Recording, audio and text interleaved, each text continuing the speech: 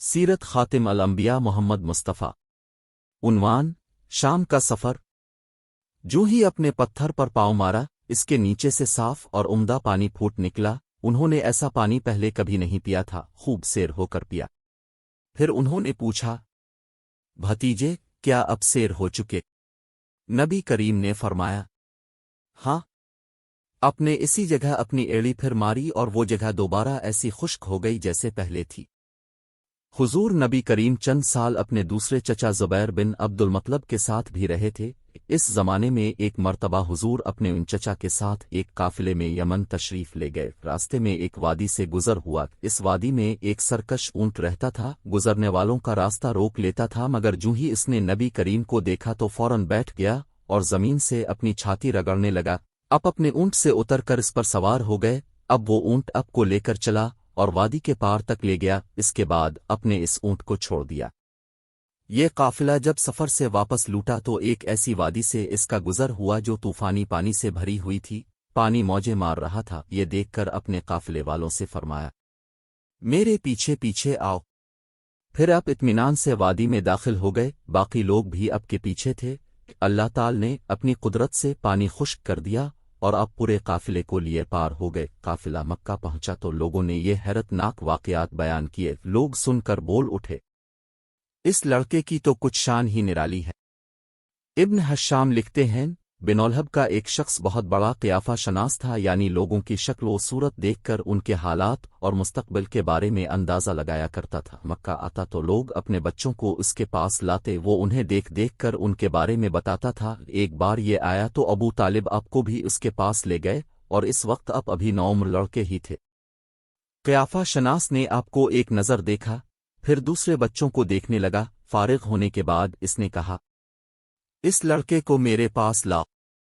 अबू तालिब ने ये बात महसूस कर ली थी कि क़ियाफ़ा शनास ने उनके भतीजे को अजीब नज़रों से देखा है, लिहाजा वो अब को लेकर वहां से निकल आए थे। जब क़ियाफ़ा शनास को मालूम हुआ कि अब वहां मौजूद नहीं है तो वो चीखने लगा, तुम्हारा बारा हो, इस लड़के को मेरे पास लाओ जिसे मैंने अभी देखा है। अल्लाह की कसम, वो बड़ी शान वाला है। अबू तालिब ने निकलते हुए इसके ये अल्फाज सुन लिए थे। अबू तालिब ने तिजारत की गरज से शाम जाने का इरादा किया। नबी करीम ने भी साथ जाने का शौक जाहिर फरमाया। बाज़ रवायात में आया है कि अपने जाने के लिए ख़ास तौर पर फरमाइश की। अबू तालिब ने आपका शौक देखकर कहा, अल्लाह की कसम, मैं इसे साथ ज़रूर ले जाऊंगा। ना ये कभी मुझसे जुदा हो सकता है, ना मैं इसे कभी अपने से जुदा कर सकता हूं। एक रवायत में यूं आया है, अपने अबू तालिब की ऊँटनी की लगाम पकड़ ली और फरमाया, चचा जान, अब मुझे किसके पास छोड़े जा रहे हैं? मेरी नामा है ना बाप। इस वक्त आपकी उम्र मुबारक 9 साल थी। आखिर अबू तालिब आपको साथ लेकर रवाना हुए। आपको अपनी ऊँटनी पर बिठाया। रास्ते में ईसाइयों की एक इबादतगाह के पास ठहरे। खानका के राहिब ने नबी करीम को देखा तो चौंक उठा। इसने अबू तालिब से पूछा, ये लड़का तुम्हारा कौन है? उन्होंने जवाब दिया, ये मेरा बेटा है। ये सुनकर राहिब ने कहा, ये तुम्हारा बेटा नहीं हो सकता। ये सुनकर अबू तालिब बहुत हैरान हुए, बोले, क्या मतलब? ये क्यों मेरा बेटा नहीं हो सकता भला? उसने कहा, ये मुमकिन ही नहीं कि इस लड़के का बाप जिंदा हो, ये नबी है। मतलब ये था कि उनमें जो निशानियां हैं वो दुनिया के आखिरी नबी की हैं, और उनकी एक अलामत यह है कि वो यतीम होंगे। उनके बाप का इंतकाल इसी ज़माने में हो जाएगा जबकि वो अभी पैदा होने वाले होंगे। इस लड़के में आने वाले नबी की तमाम अलामात मौजूद हैं। उनकी एक निशानी यह है कि बचपन में उनकी वालिदा का भी इंतकाल हो जाएगा। अब अबू तालिब ने इस राहिब से पूछा, नबी क्या होता है? राहिब ने कहा, नबी वो होता है जिसके पास आसमान से खबरें आती हैं और फिर वो ज़मीन वालों को उनकी इत्तला देता है। तुम यहूदियों से इस लड़के की हिफाजत करना। इसके बाद अबू तालिब वहां से आगे रवाना हुए। रास्ते में एक और राहिब के पास ठहरे। ये भी एक खानका का आबिद था। इसकी नज़र भी नबी करीम पर पड़ी तो यही पूछा, ये लड़का तुम्हारा क्या लगता है? अबू तालिब ने इससे भी यही कहा, ये मेरा बेटा है। राहिब ये सुनकर बोला, ये तुम्हारा बेटा नहीं हो सकता, इसका बाप जिंदा हो ही नहीं सकता। अबू तालिब ने पूछा, वो क्यों? राहिब ने जवाब में कहा, اس لیے کہ اس کا چہرہ نبی کا چہرہ ہے، اس کی آنکھیں ایک نبی کی آنکھیں ہیں، یعنی اس نبی جیسی جو آخری امت کے لیے بھیجے جانے والے ہیں، ان کی علامات پرانی آسمانی کتابوں میں موجود ہیں۔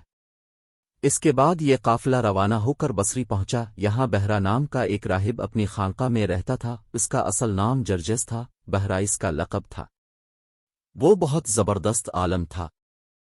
حضرت عیسیٰ علیہ السلام کے زمانے سے اس خانقاہ کا راہب نسل در نسل یہ عالم فاضل خاندان ہی چلا آ رہا تھا، اس طرح اس زمانے میں ان کا سب سے بڑا عالم بہرا ہی تھا۔ قریش کے لوگ اکثر بہرا کے پاس سے گزرا کرتے تھے، مگر اس نے کبھی ان سے کوئی بات نہیں کی تھی، مگر اس بار اس نے قافلے میں آپ کو دیکھ لیا تو پورے قافلے کے لیے کھانا تیار کروایا۔ بہرا نے یہ منظر بھی دیکھا کہ نبی کریم پر ایک بدلی سایہ کیے ہوئے تھی۔ جب یہ قافلہ ایک درخت کے نیچے آ کر ٹھہرا تو اس نے بدلی کی طرف دیکھا، وہ اب اس درخت پر سایہ ڈال رہی تھی، اور اس درخت کی شاخیں اس طرف جھک گئی تھیں جدھر نبی کریم موجود تھے۔ اس نے دیکھا بہت سی شاخوں نے اب کے اوپر جمگھٹا سا کر لیا تھا۔ اصل میں ہوا یہ تھا، جب نبی کریم اس درخت کے پاس پہنچے تو قافلے کے لوگ پہلے ہی سایہ دار جگہ پر قبضہ کر چکے تھے، اب آپ کے لیے کوئی سایہ دار جگہ نہیں بچی تھی۔ چنانچہ اب جب دھوپ میں بیٹھے تو شاخوں نے اپنا رخ تبدیل کر لیا اور اب کے اوپر جمع ہو گئیں، اس طرح اب مکمل طور پر سائے میں ہو گئے۔ بہرا نے یہ منظر صاف دیکھا تھا، اب کی یہ نشانی دیکھ کر اس نے قافلے والوں کو پیغام بھجوایا، اے قراشیب، میں نے اب لوگوں کے لیے کھانا تیار کروایا ہے، میری خواہش ہے کہ اب تمام لوگ کھانا کھانے آئیں، یعنی بچے بوڑھے اور غلام سب آئیں۔ بہرا کا یہ پیغام سن کر قافلے میں سے ایک نے کہا، اے بہرا، آج تو اب نیا کام کر رہے ہیں، ہم تو اکثر اس راستے سے گزرتے ہیں، اپنے کبھی دعوت کا انتظام نہیں کیا، پھر آج کیا بات ہے؟ بہرا نے انہیں صرف اتنا جواب دیا، تم نے ٹھیک کہا، لیکن بس اب لوگ مہمان ہیں اور مہمان کا اکرام کرنا بہت اچھی بات ہے۔ اس طرح تمام لوگ بہرا کے پاس پہنچ گئے، لیکن اللہ کے رسول ان کے ساتھ نہیں تھے، انہیں پڑاؤ ہی میں چھوڑ دیا گیا تھا۔ سیرت خاتم الانبیاء محمد مصطفیٰ۔ عنوان: یہ تمہارا بیٹا نہیں۔ اب کو قافلے کے ساتھ اس لیے نہیں لے جایا گیا تھا کہ اب کم عمر تھے، اب وہیں درخت کے نیچے بیٹھ گئے۔ ادھر بہرا نے لوگوں کو دیکھا اور ان میں سے کسی میں اسے وہ صفت نظر نہ آئی جو آخری نبی کے بارے میں اسے معلوم تھی، نہ ان میں سے کسی پر وہ بدلی نظر آئی، بلکہ اس نے عجیب بات دیکھی کہ وہ بدلی وہیں پڑاؤ کی جگہ پر ہی رہ گئی تھی۔ اس کا صاف مطلب یہ تھا بدلی وہیں ہے جہاں اللہ کے رسول ہیں۔ تب اس نے کہا، اے قریش کے لوگو، میری دعوت سے اب میں سے کوئی بھی پیچھے نہیں رہنا چاہیے۔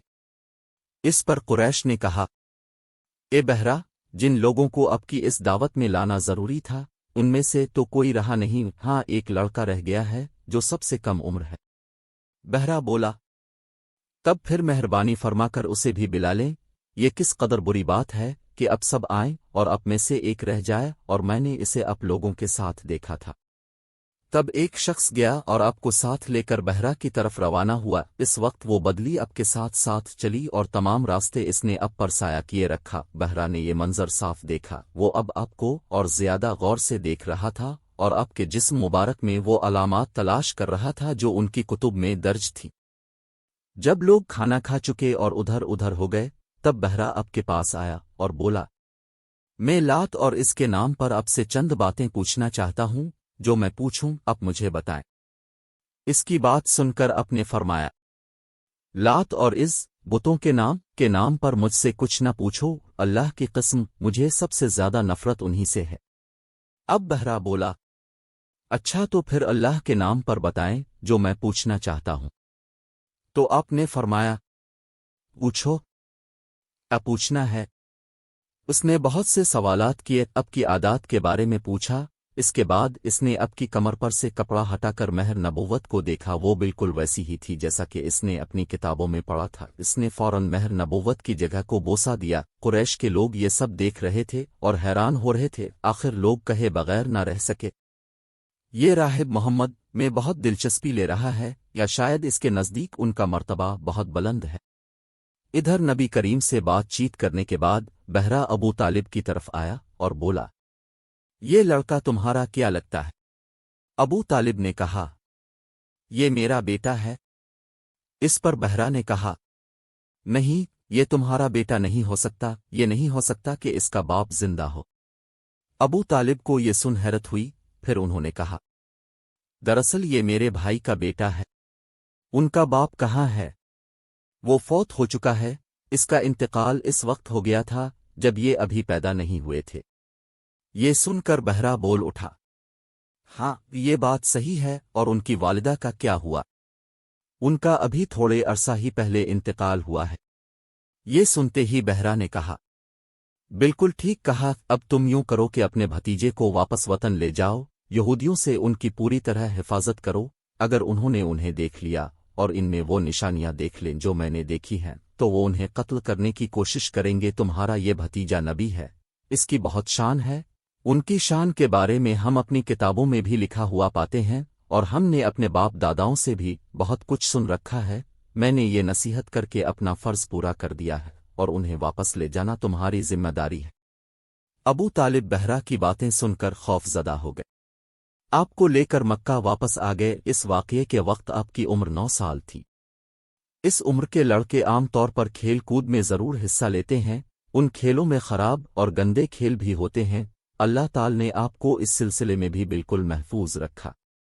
जाहिलियत के ज़माने में अरब जिन बुराइयों में जकड़े हुए थे, इन बुराइयों से भी अल्लाह ताला ने आपकी हिफाजत फरमाई। एक वाक़या अपने खुद बयान फरमाया।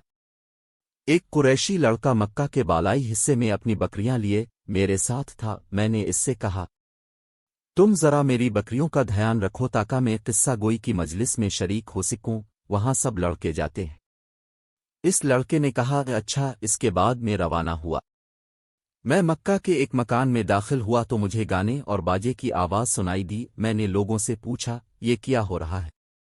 मुझे बताया गया कि एक कुरैशी की फलां शख्स की बेटी से शादी हो रही है। मैंने इस तरफ तवज्जो दी ही थी कि मेरी आंखें नींद से झुकने लगीं, यहां तक कि मैं सो गया। फिर मेरी आंख इस वक्त खिली जब धूप मुझ पर पड़ी। अब वापस इस लड़के के पास पहुंचे तो उसने पूछा, तुमने वहां जाकर किया? मैंने इसे वाकया सुना दिया। दूसरी रात फिर ऐसा ही हुआ। मतलब ये कि कुरैश की लग़्व मजलिसों से अल्लाह ताला ने आपको महफूज रखा।